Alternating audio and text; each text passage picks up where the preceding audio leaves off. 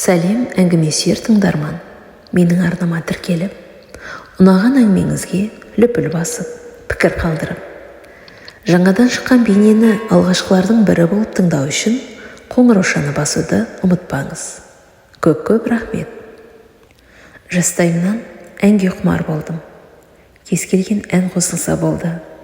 Ыңылдап, сол әнге қосылып айтып, ырғағына ілесе билей жөнелетінмін.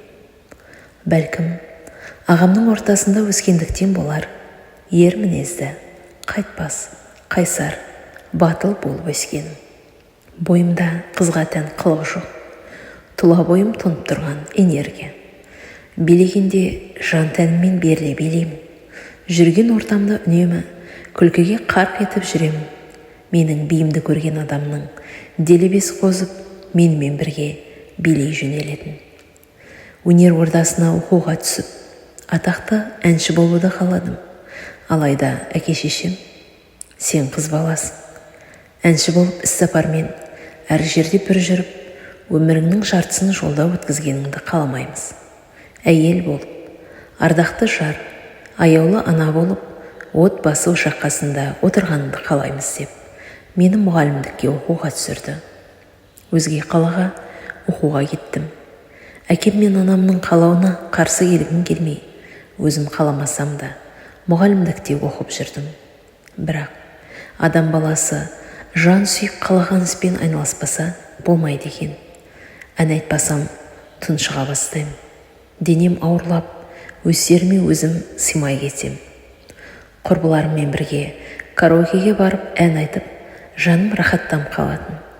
Бірде караокеде ән айтып тұрғанымда, бір жас жігіт біздің бөлмеге кіріп келді.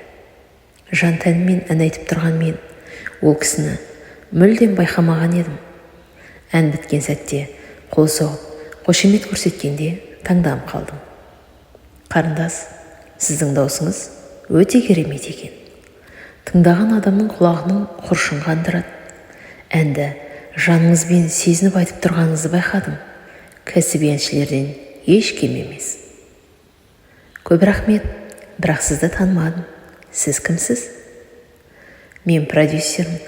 Сіздерге қарасам, студенттерге ұқсайсыздар. Я студентпіз. Менің сіздерге ұсынысым бар. Егер қарсы болмасаңыз, бізбен бірге ән жазып, той-томалақта ән шырқап, біраз ақша таба аласыз. Жоқ, қажет емес. Дарыныңызды неге ішке тұншықтырасыз? Сіздің даусыңыз құлаққа майдай жағады. Тартымды дауыс. Қажет емес.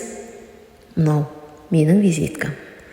Егер ойланып бір шешімге келсеңіз, маған кез келген уақытта хабарласыңыз. Құрбыларыммен пәтер жалдап тұрушы едік. Караокеден шығып, пәтерімізге келдік. Әлгі кісінің айтқан ұсынысы миымнан шығар емес. Бір жағы, ақша тауып, өз қажетімен жаратсам, жақсы емес пе деп ойлап қоям. Бірақ әке-шешеме берген уәдем бар. Тойда ән салсам, қазіргі заманда ақпарат желден жылдам тарайды ғой. Бұл жайлы әкем естісе, үйге қайтарса не болады? Сол түні ұйқым қашып, ойым әбден шатасты. Ойлана келе, оқуымды оқып тыныш жүруге бел будым. Күндер өте берді. Шығыным шаш етектен. Пәтер ақысы, ішіп жер тамақ, киім-кешек, әрбір қыдыру, бәріне ақша жетер емес. Стипендиям түкке жетпейді. Амалсыз, тағы да әкемнен ақша сұрау үшін қоңырау шалдым. Әке, күмілжіп тұрғанынан ақ, әкем бірден түсінді. Тағы ақша сұрағалы тұрсың ба? Саның соншама тайызданып кетті ме? Тапқанымды саған берсем, өз күніміз қалай көрмекпіз? Бір апта бұрын ғана ақша салған жоқпын ба? Өзіңнен кейінгі бауырларың барын ұмыттың ба? Кешіріңіз, әке. Стипендияңды өзіңе жеткіз. Жарайды, әке. Сол мезетте ашудан жарылардай болдым. Сол сәтте әлі-ақ көрерсіңдер деп өзіме өзім ант бердім. Әлгі продюсердің визиткасын іздеп тауып, бірден қоңырау шалдым. Сәлеметсіз бе? Сәлем, тыңдап тұрмын.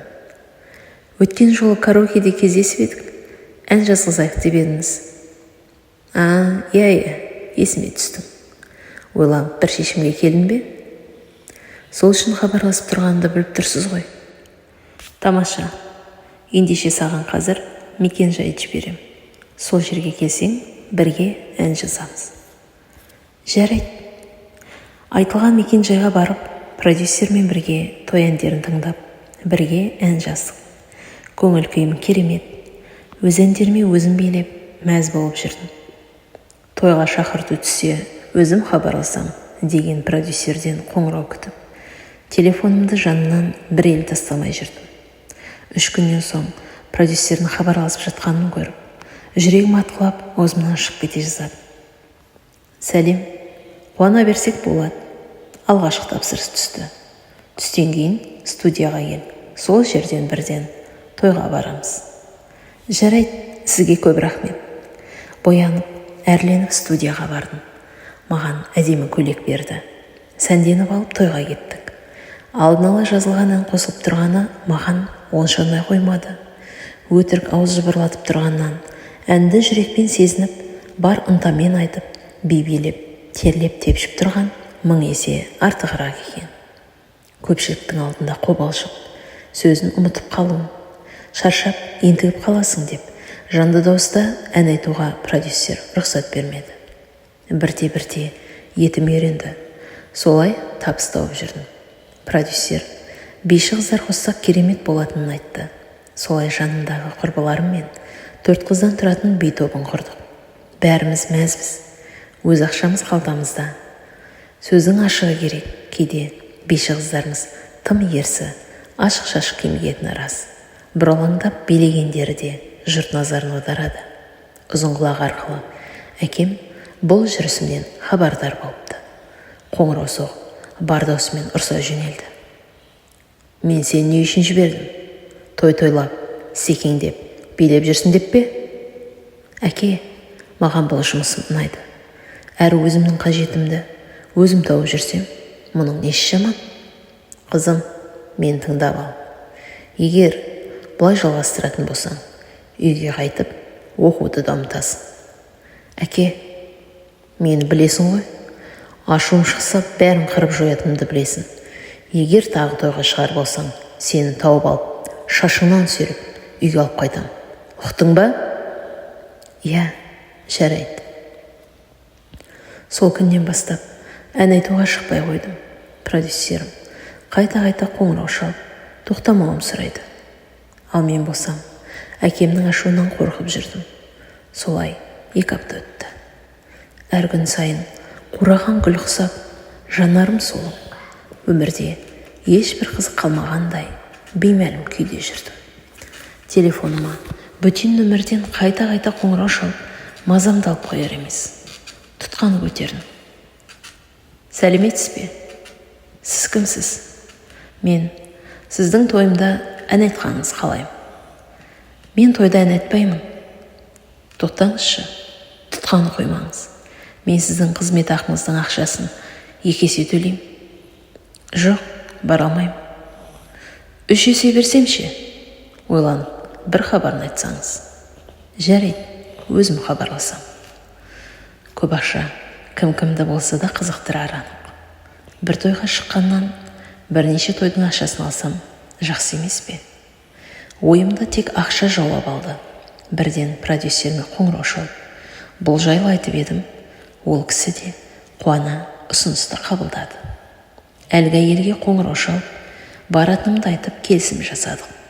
Сол күні айтылған мекен жайға жанымдағы биші қыздар, музыкант жігіттер, бәріміз 7 адам болып жолға шықтық. Біз шақырылған үй тым ерсі көрінді. Ауылдың ең шеткі жағында орналасқан ескі құс үй. Далада өріп жүрген бір топ адам. Телефон арқылы сөйлескен әлгі әйел алдымыздан шығып күтіп алды. Даусынан сол кісі екенін таныдым. Бізді қосқабатты үйдің бір бөлмесіне алып келді. Мынау сендердің бөлмелерің. Осында киім ауыстырып, аздап тынығып алыңдар, деді де шаң тозаң басқан, өрмекші ұя салып тастаған бөлмеге бізді тастап кетті. 5 қыз, 2 ұл, бәріміз таңданып, бір жағынан бойымызды үрей билеп алды. Жан жағымызға үрейлене қарап, қандай мекенге келгенімізді түсіне алмай қойдық. Бір сәтте мен сахнаға шығып ән айта бастадым. Көзім бір адамның аяғына түсті. Осы сәтте есімнен тана жаздадым. Оның аяғы кәдімгі біздікіндей аяқ емес еді. Аттың тұяғы ұқсаған бірдеңе. Аяқтары жерге тимей тұрды. Осы сәтте алдын ала жазылған музыканың қосылып отырғаны қандай жақсы болған. Әйтпесе, олар менің шыңғырғанымды естуші еді. Бар күш-жігерімді жинап, сездірмеуге тырысып, міз бақпай тұрдым. Бір кезде бейші құрбымның бірі шыңғырып жылап жіберді де есінен танып қалды. Әлгі адамдар топырлап жан-жағымызға жинала қалды. Оған не болды? Бұл қыздың осылай талып қалатын әдеті бар. Мән бермеңіздер. Мен оны бөлмеге алып барайын. Аздаған уақыттан соң есін жияды. Жарай, аздап тынығып алыңдар. Менен өзгелер оған не болғанын түсінбеді. Бөлмеге алып барып, бетіне су бүркеп, түрткілеп жүріп әрең ояттым. Ол бірден есеңгіреп: "Оларды көрдің бе?" деп шошығаннан дірілдеп әрең сөйледі. "Тыныш, үндеме. Сендер нені көрдіңдер? Біз нені байқамадық?" "Жай, ештеңе емес." "Жо-жо, бәріміз ақылдаспасақ, бұл жерден тірі шыға алмаймыз. Олар адам емес." "Адам емес дегенің қалай?" "Олардың аяқтары адамдікіндей емес, жануарлардікіндей тұяқ." "Не? Енді не істейміз?" "Олар бізді жібере қоймасаны." "Демек, олар жындар болған ғой." "Жын дейсің бе? Біз жаңа жолда мешіт көрдік, иә, мешіттің жанынан өттік." "Олай болса, тура 2 сағаттан соң азан шақырады." "Егер расында да олар жын болса, азан шақырған сәтте олар жер бетін тәрк етеді. Міне, сол сәтте біз қаша аламыз." Оған дейін ешбір үндемей, сездірмей, әрқайсың өз жұмыстарыңды орындаңдар. Продюсер айтқандай, мен ән айтып, қыздар биін, жігіттер музыкасын тоқтатпады. Неше ән айтқаным есімде жоқ. Бір сәтте бейші құрбымның бірі шыдай алмай шыңғырып жіберді. Олар топ-топ болып бізге қарай келе жатты. Біткен жеріміз сол болар деп едік. Бір сәтте ең жағымда әуен азан айтыла бастады. Міне, сол сәтте әлгілер қиқулап, шулап бірден жоқ болып кетті. Сол сәтте көзімізге ештеңе көрінбей, тек аман қалуды ойлап, бәріміз көлікке мініп қаша жөнелдік.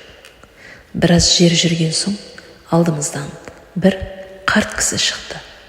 Қолын бұлғап көлікті тоқтатты. "Әй шырақтарым, сонша жүйткіп, қайдан келесіңдер? Бұл жақта не істеп жүрсіңдер?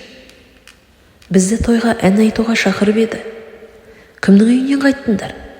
Ешкім той істеген естімеген едім." "Осы көшенің ең соңындағы үйден келеміз." "Қой балам, қателесіп тұрған жоқсың ба?" "Жоқ, сол үйден келеміз." "Ол үйдің қараусыз жатқанына қаншама жыл болды." "Солай ма?" "Иә, мен осы ауылда туылып өскенмін. Бұл ауылдың әр үйін, әр тұрғынын 5 саусақтай білем. Ол үйді егейлер тастап кеткелі қаншама жыл өтті." "Рахмет аға, тоқтаңдар." Қорыққаннан артымызға қарамай зулай жөнелді. Жүрек дүрс-дүрс кеудемізден атылып шығардай күйдеміз. Қалаға жеткен бойда дүкенге тоқтап су алып ішіп, бетімізді жуып, ес жия бастадық. Өңіміз бозарып, бәрімізді үрей басып алған. Әркім өз мекеніне қарай жол тартты. Қыздар мен сол күні түні бойы қалтырап, дірілдеп отырдық.